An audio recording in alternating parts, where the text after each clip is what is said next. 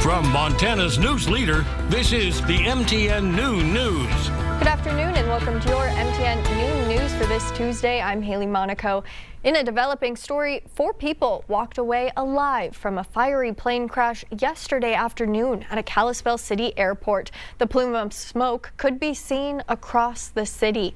The Kalispell Fire Department reports that a smaller jet aircraft was on approach into the Kalispell City airport when the pilot lost control, crashing onto the runway.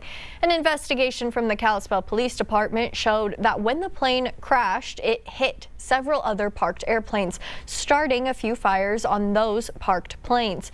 Incredibly, all 4 passengers made it off the plane safely. 2 of those passengers were treated for minor injuries. Several agencies responded to the crash, including Evergreen, Smith Valley, and Whitefish fire departments. Responding out of the station, we saw a fairly impressive column of heavy black smoke. We arrived here and found 2 aircraft on fire, and we also discovered the fire had extended onto the taxiway a little bit. Thankfully, all 4 people walked away from this.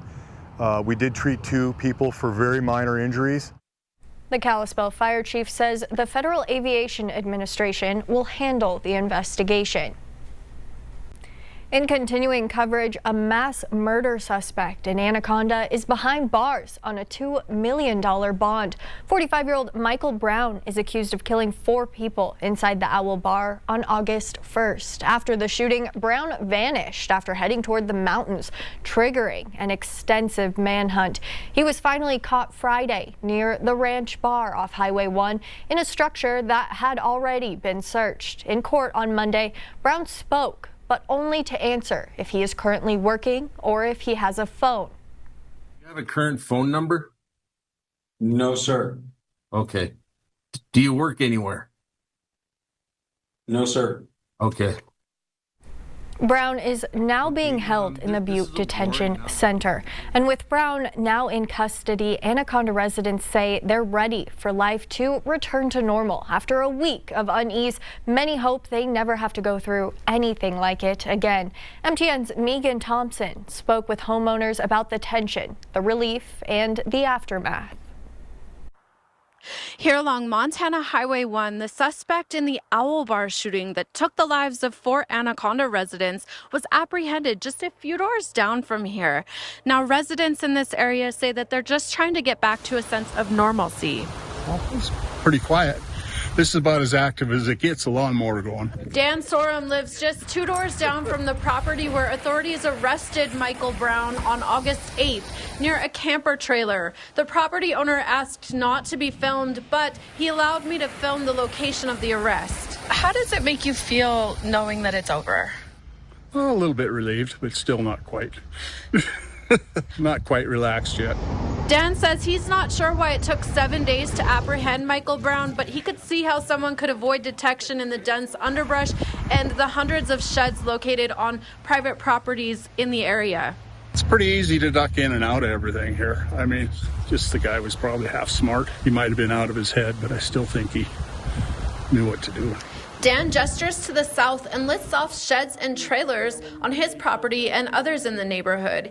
He says throughout the search, officers did not stop and ask questions or relay safety information to residents living between Stumptown Road and Highway 1.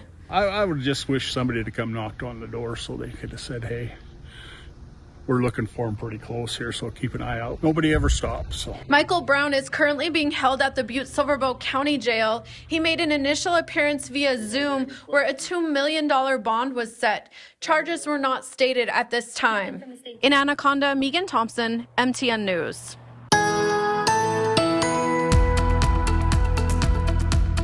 Oh, we currently have some tranquil Tuesday weather for much of the Treasure State. A mostly sunny sky over our state capital and a warm 77 degrees. We head out to Missoula, also mostly sunny, not much wind, slightly warmer, 78 degrees, even warmer than that in Butte, 79 degrees, a couple cumulus clouds over the mountains, but overall quiet weather for us on this early Tuesday afternoon. We head to Bozeman, slightly warmer than that. We just keep going right on up, mostly sunny and 80 degrees right now as you look at the airport there between Belgrade and Bozeman. Then we head to the Yellowstone County area. Billings, 80 degrees, lots of blue Yellowstone River water. Your forecast coming up.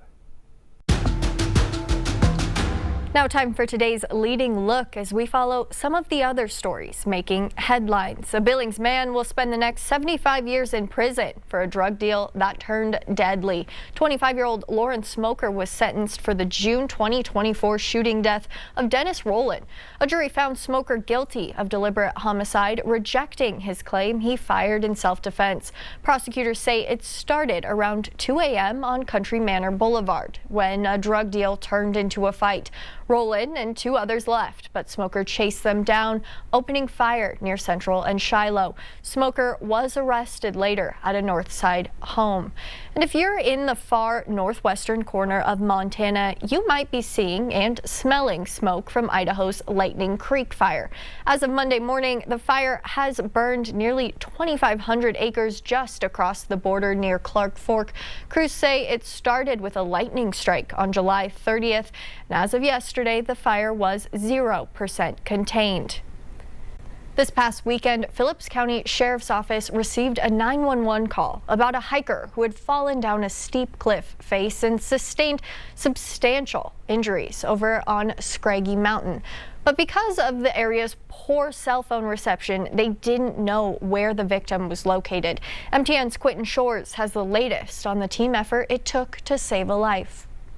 We realized that the only way this subject was making it off the mountain was by a helicopter hoist. Phillips County Sheriff's Office received a 911 call regarding a critically injured hiker over the weekend near the summit of Scraggy Mountain. With this particular incident, everything was a lot more controlled. Undersheriff Arthur says that this truly was a team effort with the 189th helicopter crew, Deputy Harris, multiple volunteer fire departments, and so many more agencies that were able to pull this off.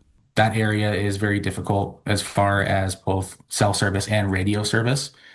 So that was one of the challenges that we had to overcome. But as far as incident command and everything, everybody was on the same page. Because of the spotty cell service, it took 3 hours after the initial 911 call to locate the hiker in a rock chute. Undersheriff Arthur says that there are 2 factors that led to this operation's success. First off, having Deputy Harris up there with his medical knowledge, he worked on that patient the entire time from the second he made it up there up until the hoist itself. So multiple hours of just trying to, stabilize that patient. The second big factor is going to be that helicopter. Without that helicopter, I don't know what we would have done until morning. And with severe trauma like that, I don't know if the patient would have made it through the night. But fortunately, he did in no small part to Phillips County Sheriff's Office and allied agencies. In Great Falls, I'm Quentin Shores, MTN News. This afternoon in Washington and starting yesterday, President Donald Trump is taking unprecedented action in the nation's capital, putting D.C.'s police department under federal control and deploying the National Guard. He says it's to fight crime and clear homeless encampments. The president is calling it a public safety emergency, while data shows violent crime is down 26% and homicides down 12%. The order also lets states take control of their unhoused populations, even forcing treatment or making arrests. One Billings group says it's crucial the unhoused still have a voice in their future. It's great if we put somebody in a residential treatment facility like Rimrock. We give them a 30-day head start, but then we say, okay, go out and live your best life and figure out how to be an adult. That doesn't work.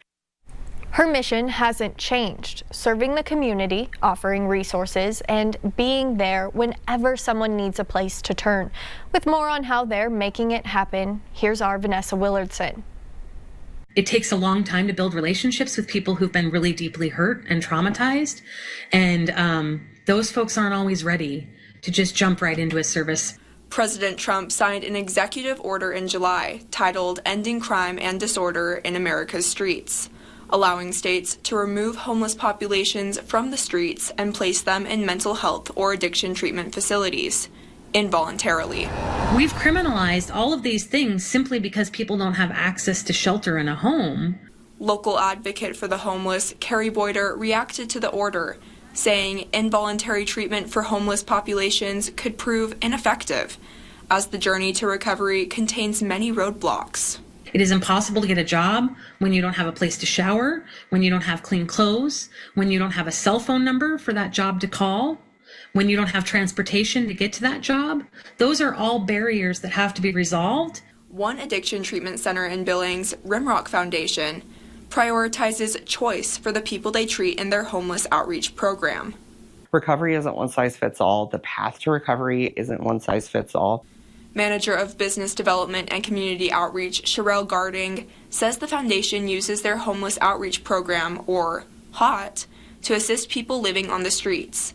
The team assists people in getting insurance, social security cards, and identification cards, and helps them decide the next course of action, providing long-term solutions. What I say about inpatient treatment is it's like putting a Band-Aid on a hemorrhaging wound.